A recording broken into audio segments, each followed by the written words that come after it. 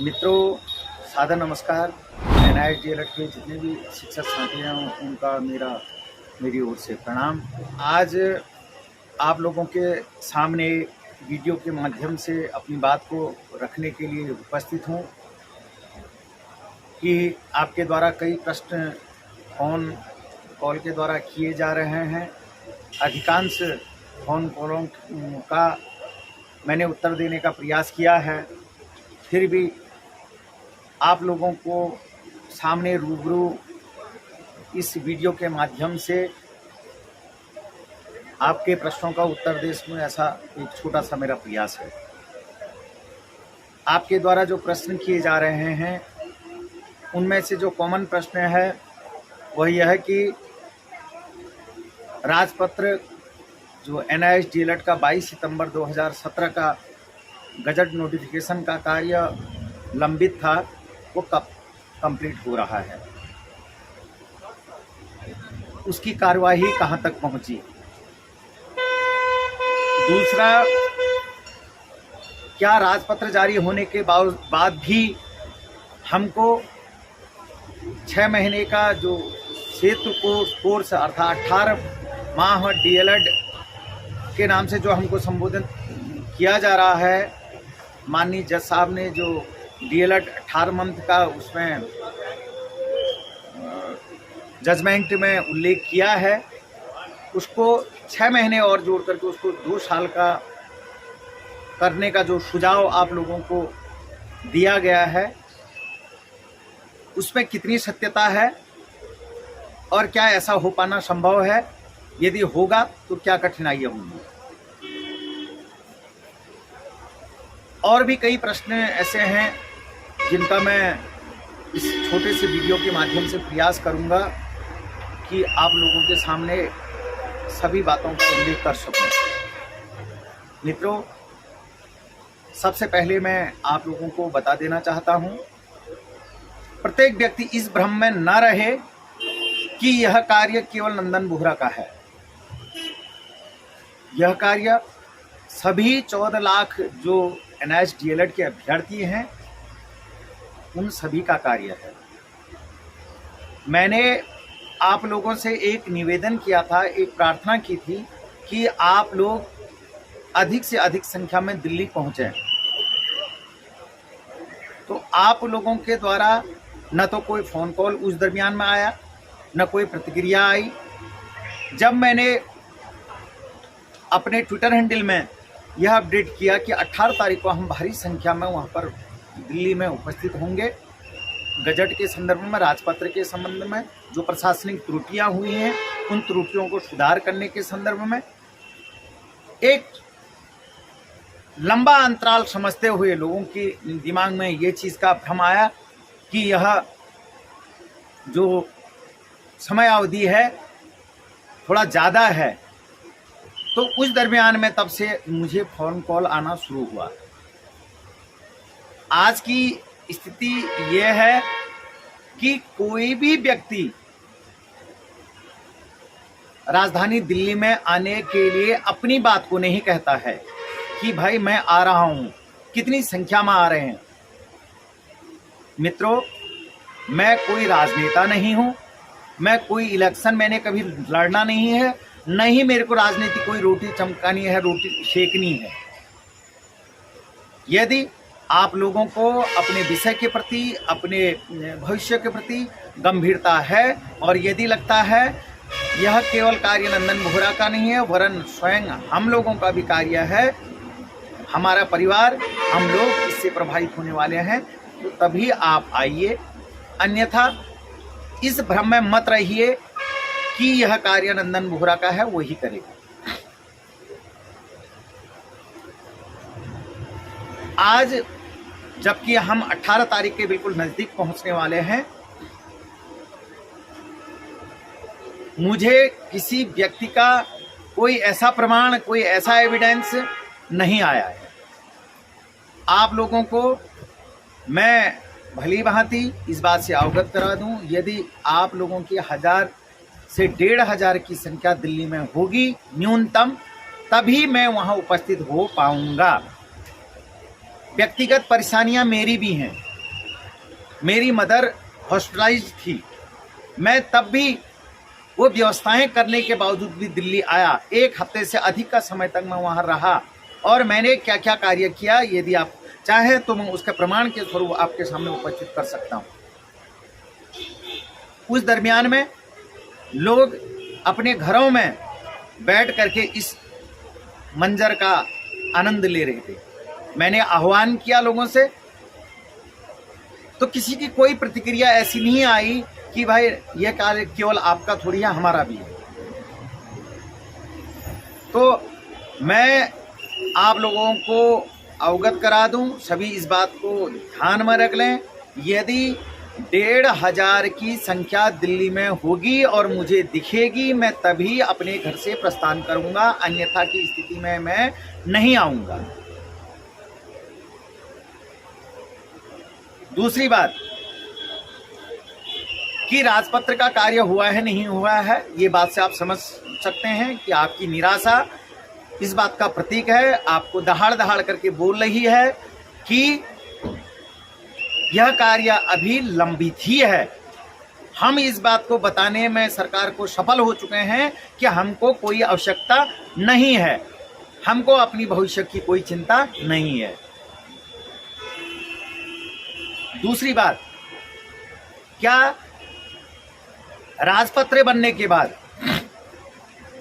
हमको एक जो 6 महीने का, जो 18 महीने करके हमारे डीएलएड को परिभाषित किया जा रहा है, 6 महीने का और सेतु कोर्स करना पड़ेगा? क्या यह सलाह उचित है? मित्रों, आप लोगों को बता दूं, हमारा यह जो कोर्स है 2 साल का ही है। यद्यपि जज साहब ने निर्णय हमारे पक्ष में नहीं दिया,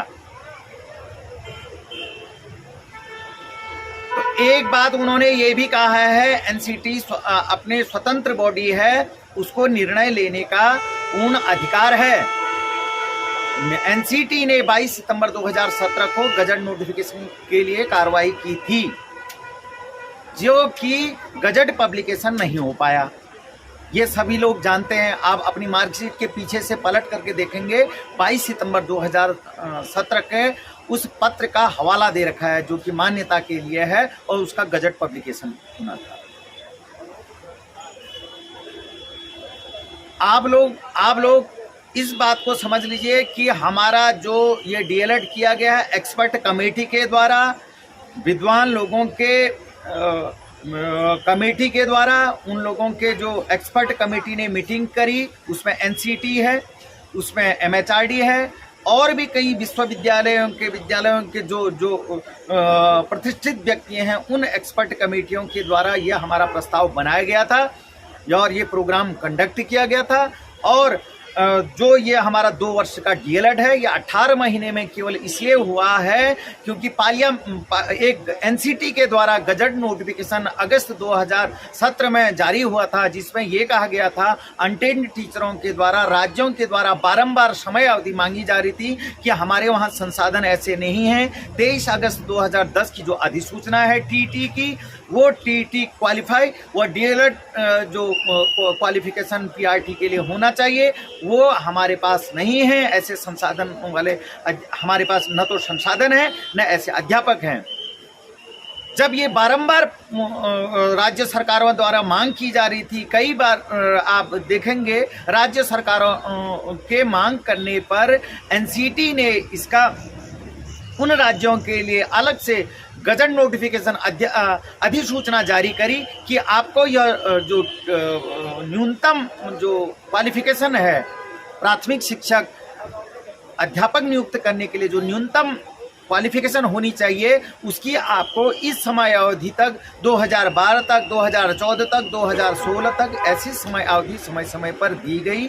जब बारंबार कई राज्यों के द्वारा ऐसा इस कार्य को नहीं पूरा किया जा रहा था, वो समय जब पूर्ण हो जा रहा था, पुनः मांग की जा रही थी, तो लॉ मंत्रालय ने अगस्त 2017 में एक गजट नोटिफिकेशन जारी करके ये कहा कि मार्च 2019 के बाद कोई भी अनटेंड टीचर नहीं रहेगा। इसीलिए, और यह बीड़ा पार्लियामेंट में जब उठा उसके बाद, तो पार्लियामेंट में भी ये हुआ कि जो डीएलएड है, द्विवर्षीय जो डीएलएड है, उस प्रोग्राम को 18 माहों में कैसे कंप्लीट किया जाए, यह प्रोग्राम बना करके हमको एक्सपर्ट कमेटी द्वारा यह डीएलएड करवाया गया।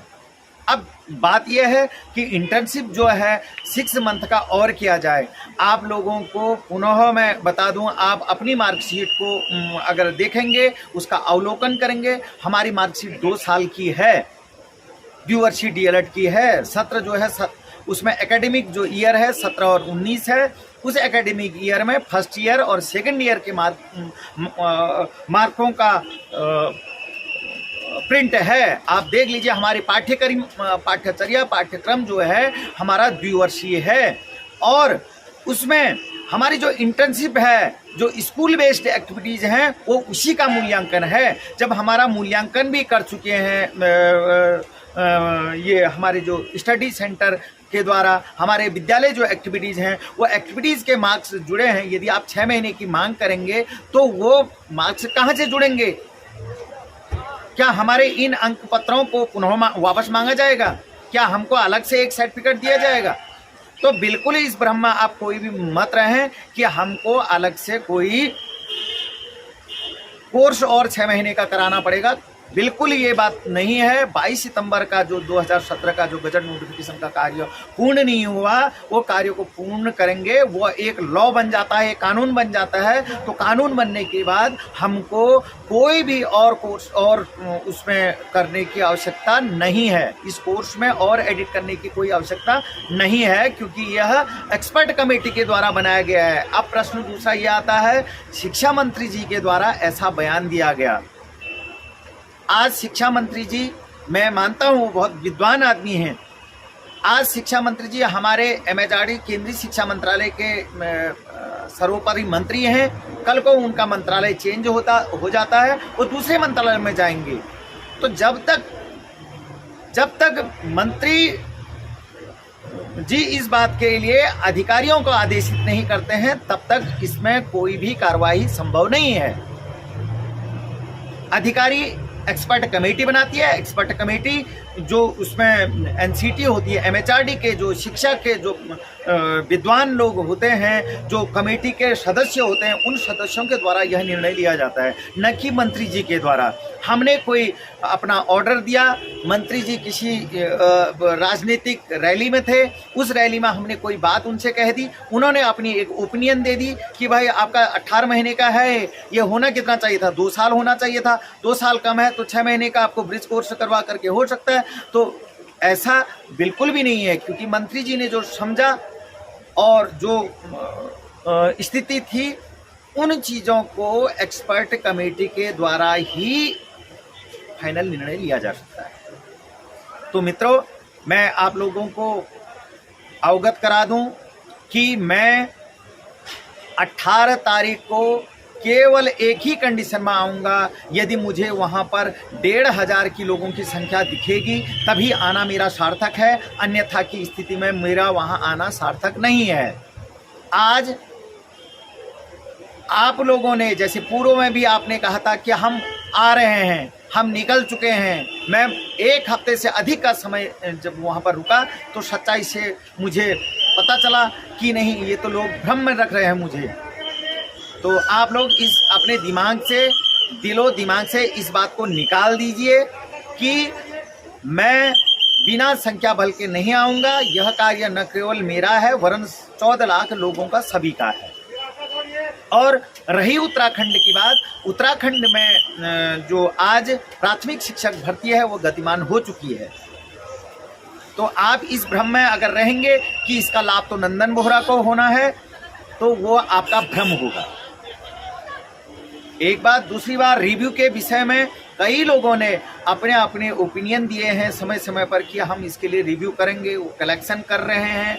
तो मेरे द्वारा न तो किसी का कलेक्शन की बात कही गई है, आर्थिक फंडिंग मैंने न तो आप लोगों से कर रखा है, तो सब लोग इससे प्रभावित हो रहे हैं। लोगों ने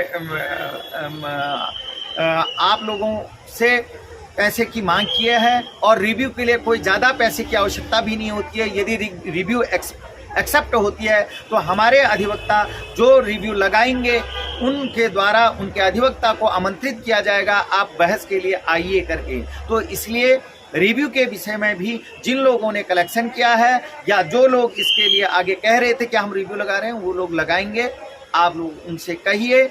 और दूसरी बात, एक प्रश्न और बारंबार कई लोग आते हैं कि आप लोग एक मंच पर आइए, एक जगह पर आइए। मैं बिल्कुल आप लोगों की बात का समर्थन करता हूं, सही आप बात कर रहे हैं, एकता में ही शक्ति होती है। मित्रों, क्या गजट नोटिफिकेशन अनिवार्य है या नहीं है, आप आत्ममंथन, अवलोकन, आत्मसात कीजिएगा। दूसरी बात, क्या मुझे गजट नोटिफिकेशन के लिए बिहार के गांधी मैदान में संडे को आकर के गजट नोटिफिकेशन हो जाएगा? यदि हो जाएगा तो आप मुझे एक डेट बता दीजिए, उस डेट को मैं भी बिहार के गांधी मैदान में आ जाऊंगा। यदि मेरा एक साथ आने के लिए यह काम होता है, यदि आपको लग रहा है कि मैं एक सार्थक दिशा की ओर मैंने कार्य नहीं किया या मैं नहीं कर रहा था, यदि आपको ऐसा लगता है तो मैं गांधी मैदान में आने के लिए आपके निमंत्रण को स्वीकार करता हूं। उस मंच पर, उस एकता के मंच पर आना चाहता हूं।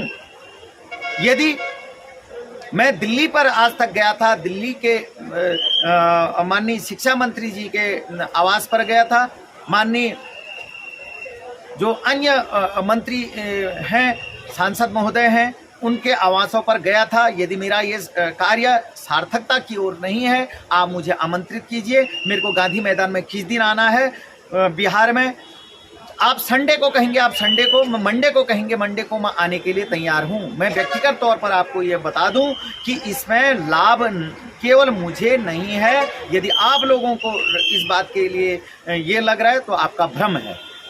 तो मैं वीडियो को ज़्यादा लंबा न खींचते हुए अपनी बात को इतना ही तक कहना चाहता हूं कि यह कार्य मेरा ही नहीं है, वरन सबका है। सब लोग यदि उचित आपको लगता है तो दिल्ली आइए, अन्यथा की स्थिति में जैसा आपको उचित स्टेप लगे आप वो करिए।